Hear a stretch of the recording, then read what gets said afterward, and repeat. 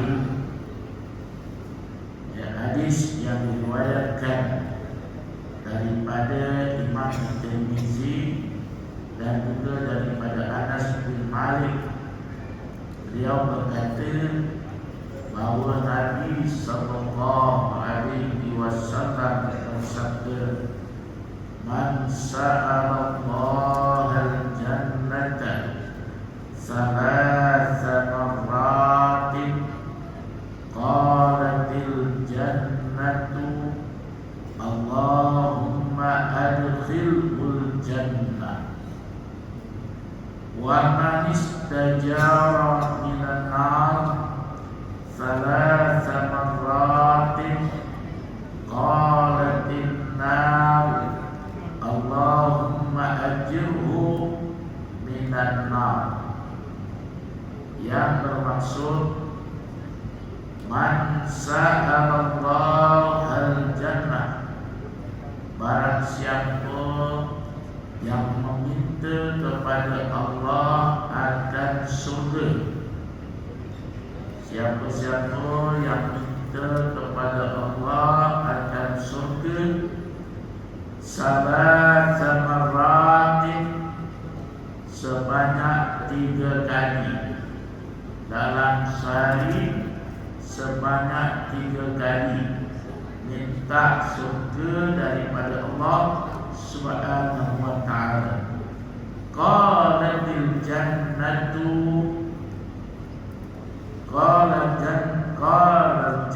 qalatil jannatu Allahumma adkhilhul jannah. Berkatalah surga itu, Allahumma, ya Allah, ya Tuhanku, adkhilhul jannah, masukkanlah dia ke dalam surga. Nabi SAW menyebut siapa-siapa yang minta surga daripada Allah sebanyak 3 kali dalam sehari, nescaya surga itu berdoa kepada Allah, ya Allah, masukkanlah dia ke dalam surga. Ya, kita minta dengan Allah sehari paling kurang 3 kali. Lebih lagi bagus. Ya, lebih lagi bagus. Waktu kita nak sebut ikut kemampuan masing-masing. InsyaAllah, ya, pasti Allah mendengar dan surga akan sentiasa mendoakan. Ya, itulah yang dikatakan surga akan merindukan orang yang selalu memohon surga daripada Allah. Seterusnya Nabi menyebutkan, wa man istajara minan nar salasa marratin, barang siapa yang minta dijauhkan daripada api neraka, ya, salasa marratin, sebanyak 3 kali paling kurang dalam sehari. Ya, qalatin nar, berkatalah api neraka, Allahumma ajirhu minan nar, ya Allah, ya Tuhanku, jauhkanlah dia daripada api neraka Allah Subhanahu wa ta'ala. Siapa-siapa yang minta dijauhkan daripada api neraka sebanyak 3 kali paling kurang, insya-Allah surga neraka akan minta dengan Allah agar orang yang memohon itu dijauhkan daripada api neraka Allah Subhanahu wa ta'ala. Itu siapa yang minta dijauhkan daripada api neraka, abdi telaga doakan dia semoga orang yang memohon tadi dijauhkan daripada api neraka. Dan kita solat, ya, selepas saja kita solat, karena sebelum kita solat, ya, sebelum kita habis solat, ya, sebelum kita beri salat, nanti kita minta dengan Allah, ya, agar kita ini dijauhkan daripada api neraka Allah SWT. Ya, baik. Waktu kita salat ke kanan, Assalamualaikum warahmatullahi kanan, kita pun minta surga. Allahumma inna nas'aluka ridhaka wal jannah. Kita tulis kanan, ya, kita minta dengan Allah, Allahumma inna nas'aluka ridhaka wal jannah. Dan kita beri salam ke kiri, Assalamualaikum warahmatullahi wa na'udzubika min sakhatika wan nar. Ya, yang ke kanan kita minta surga. Allahumma inna nas'aluka ridhaka wal jannah. Ya Allah, ya Tuhan, kami mohon surga daripada-Mu, ya Allah. Allahumma inna nas'aluka ridhaka wal jannah. Ya Allah, aku mohon redha dan masuk dalam surga. Kemudian ke kiri, wa na'udzubika min sakhatika wan nar. Ya Allah, ya, aku berlindung, kami berlindung kepada-Mu, ya Allah, daripada api neraka. Aku doa kita dalam kita memberi salam tadi, ya, dekat ujung solat. Ya, mudah-mudahan Allah, ya, akan memperkenankan kita untuk masuk ke surganya dan juga untuk dijauhkan daripada api neraka Allah Subhanahu wa ta'ala, insyaallah. Ya.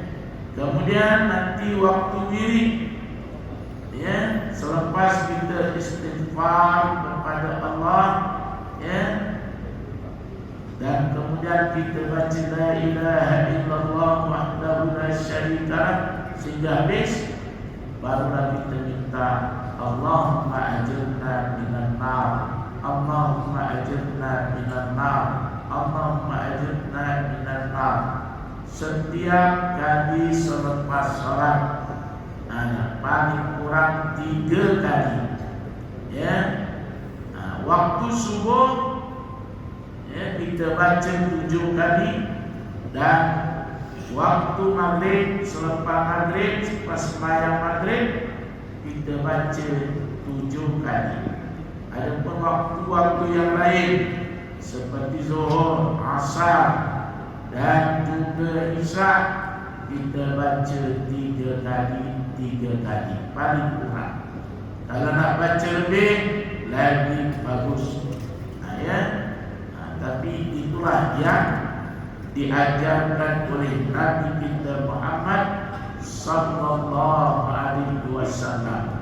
Ya, banyakkan kita minta dijauhkan daripada api neraka. Makna sebaliknya, kalau kita dijauhkan daripada api neraka, dah tentulah kita akan dimasukkan dalam surga Allah SWT. Baik, bila kita cerita pasal surga dan neraka, semua orang nak ke surga, semua orang tak nak masuk neraka. Termasuklah orang bukan Islam, mereka juga tak nak masuk neraka. Mereka tahu juga neraka di tempat yang azab, panas, seksa.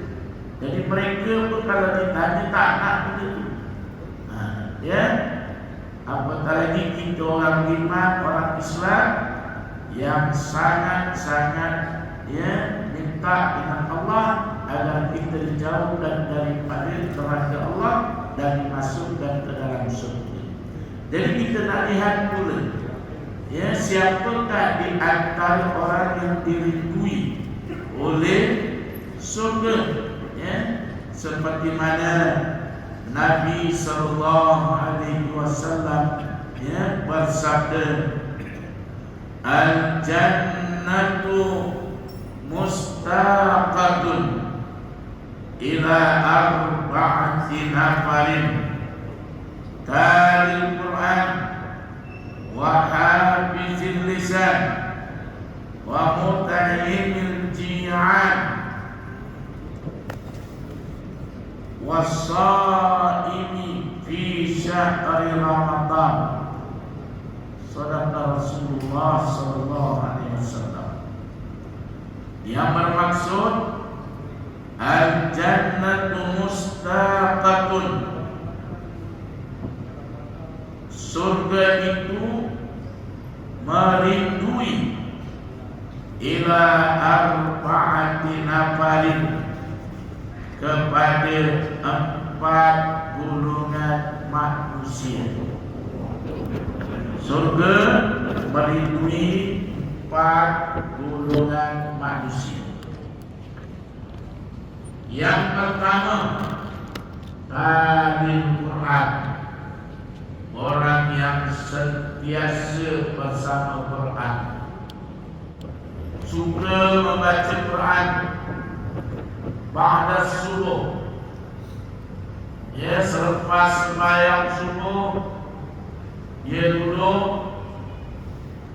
sehinggalah matahari terbit, sehingga matahari terbit. Dia duduk baca Quran, terutamanya. Kemudian dia bacalah amalan-amalan tertentu untuk dia, sehinggalah matahari terbit. Sehingga matahari terbit. Yang pertama, orang ini dirindui oleh surga kerana dia sentiasa baca Al-Quran. Yang kedua, dia akan mendapat pahala haji dan umrah dengan sempurna.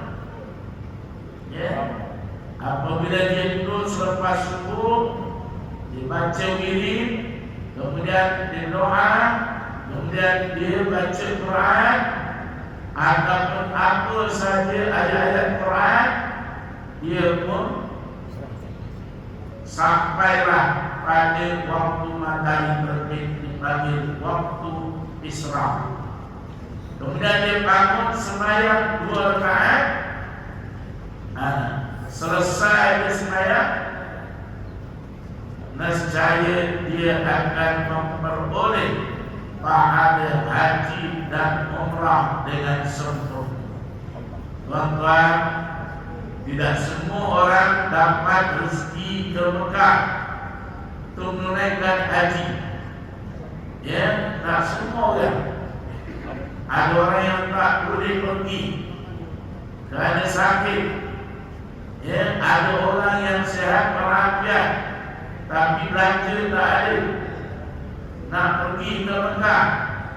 Sekurang-kurangnya tuan-tuan, kalau kita tak dapat pergi ziarah ke sana kerana ada musyaqah, kesusahan dan sengkakak, maka sekurang-kurangnya dapatkanlah pahala haji dan umrah.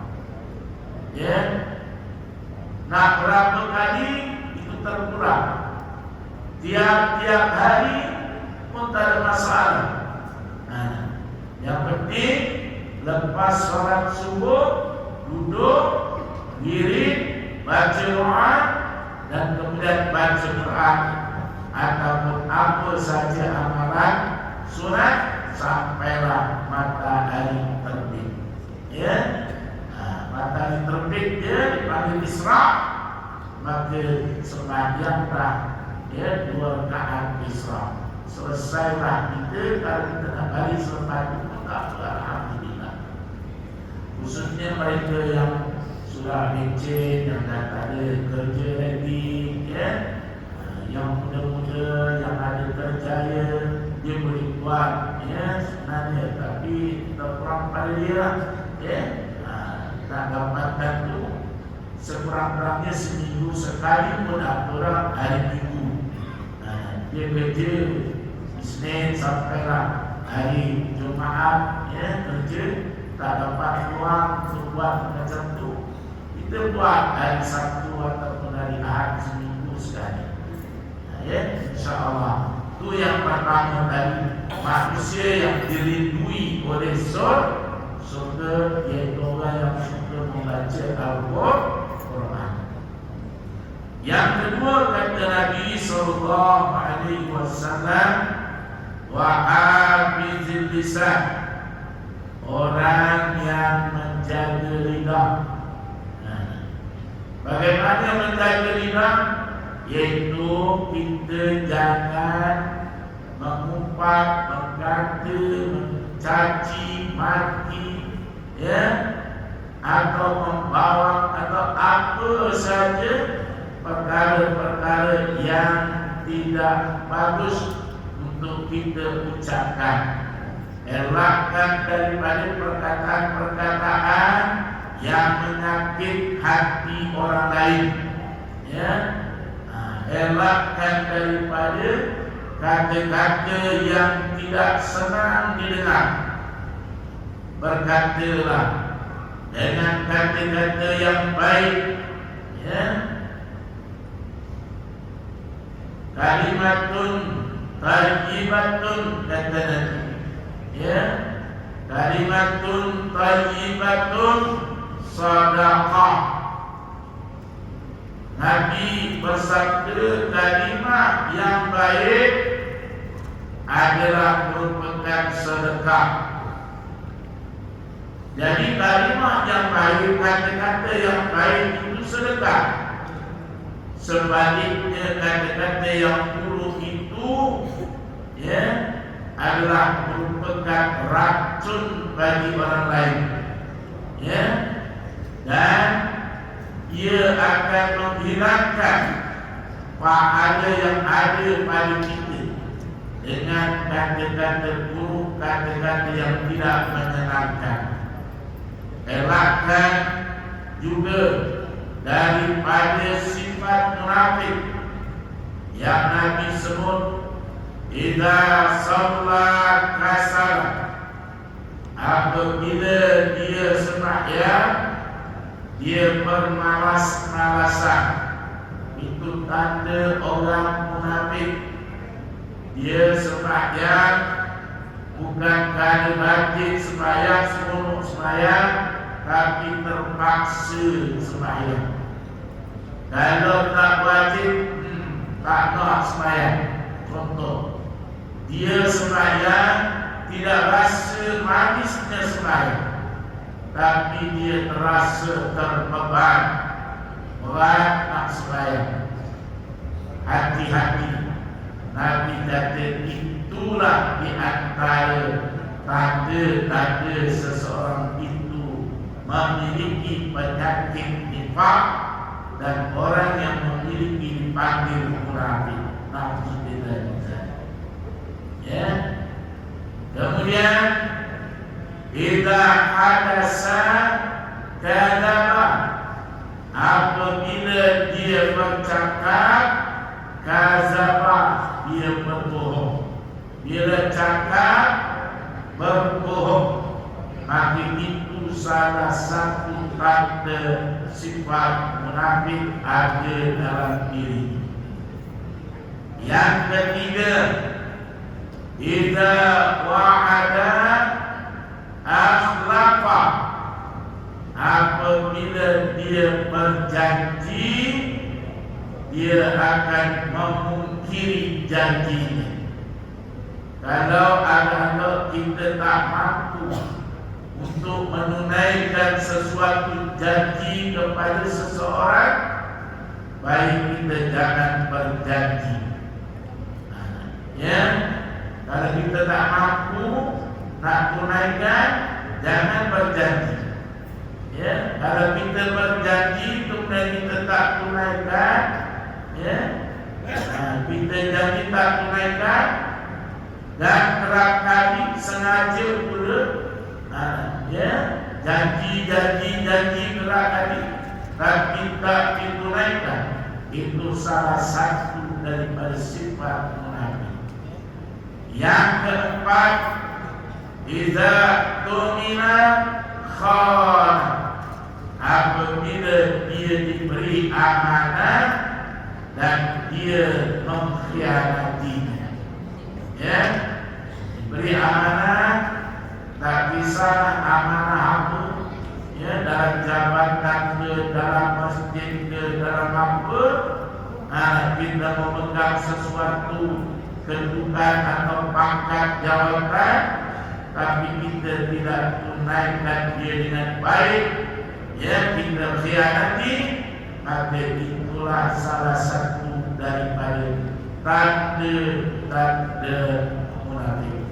Jadi peliharalah lidah kita daripada beberapa perkara tadi yang disebutkan, dan juga jauhkan diri daripada mengata, mencerca, menghina, ya, mengutuk orang lain, ya, supaya kita ni sentiasa dirindui oleh surga, iaitu orang yang menjaga lidah, yang selalu digunakan lidahnya untuk berkata yang baik-baik.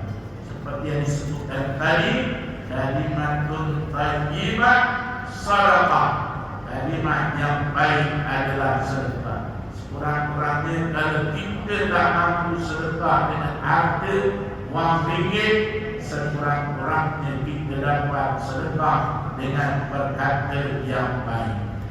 Kalau kita tak dapat nak berkata yang baik, liasmut, hendaklah kamu diam. Dan diam itu lebih baik daripada berkata yang buruk. Ya, diam itu lebih baik daripada berkata yang buruk. Itulah dia orang yang dirindui surga, orang yang menjaga lidahnya. Kemudian yang ketiga, ya, yang ketiga, wa muta'imil ji'an. Yang ketiga ialah orang yang memberi makan kepada orang yang lapar, memberi makan kepada orang ketika dia lapar. Kita nampak ada orang tu tak makan, kita berikan makanan. Alhamdulillah, di depan satu masjid, satu belakang tu ada jual-jualan. Ya, kita ada nampak ada orang yang dia cuma lihat, nak beli tak mampu. Apa salahnya? Lagipun di hari Jumaat. Ya, besar pahala dia. Bukan nak banyak, kan? Sekadar nak melepaskan kehausan dan juga kelaparan. Maka apa salahnya kita ulurkan kepada mereka, bantu mereka. Allah anugerahkan kita kekayaan dengan berupa keuangan, maka amanah untuk memegang kekayaan itu sebahagian kita beri kepada orang yang memerlukan. InsyaAllah berilah makan kepada orang yang lapar dari itu. Inilah manusia yang dirindui oleh surga. Dan yang terakhir, ya, yang keempat, wasaimi fi syahri Ramadan, orang yang berpuasa di bulan Ramadan. InsyaAllah, kalau kita dipanjang umur dapat bertemu dengan Ramadan akan datang, yang lebih kurang masanya 1 bulan lebih untuk kita kita nak bertemu dengan Ramadan di akan datang. Ambillah peluang secukupnya, ya, dalam masa 29 hari ataupun 30 hari Ramadan, puasalah kita dengan bersungguh-sungguh. Selain daripada Allah menghapuskan segala dosa-dosa bagi orang yang berpuasa, ya, maka Allah Subhanahu wa taala, ya, dengan sebab kita berpuasa, surganya merindui dia. Surga akan berkata, bilalah dia sampai kepadaku, bilalah aku nak bertemu dengan dia, lama dah aku rindu dengan dia, kenapa tak sampai-sampai? Begitulah surga sentiasa merinduinya. Nak kita masuk dekat dia secepat mungkin, ya, ya, secepat mungkin kalau boleh. Itulah surga, ya, merindui 4 jenis golongan manusia. Yang pertama, orang yang suka atau sentiasa membaca Al-Quran.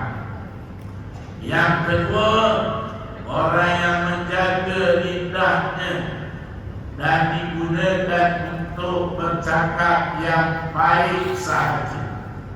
Yang ketiga, orang yang memberi makan kepada orang yang dalam keadaan kelaparan dan dahaga. Yang keempat ialah orang yang berpuasa di bulan Ramadan. Selain daripada dirindui oleh surga bagi orang yang berpuasa, doa orang yang berpuasa tidak ditolak oleh Allah. Bahkan di antara doa yang mustajab dan tidak ditolak ialah orang yang berpuasa. Siapa-siapa yang sedang berpuasa, ya, jangan kita gerbut, doakanlah saudara-saudara kita, ya, doakanlah saudara-saudara kita. Mudah-mudahan dengan kita sedang berpuasa, Allah sangat mendengar doa mereka yang sedang berpuasa. Ya, pasti Allah tidak menolak doa. Jadi ambillah peluang, sama ada puasa sunat ataupun puasa waktu nazar ke, doakanlah, terutamanya doakan kedua ibu bapa kita, insya-Allah. Jadi secukuplah setakat itu tazkirah yang dapat saya kongsikan pada hari ini, ya. Sebelum saya mengakhiri, di sana ada satu amalan yang jarang-jarang kita lakukan dan waktunya itu juga jarang sekali.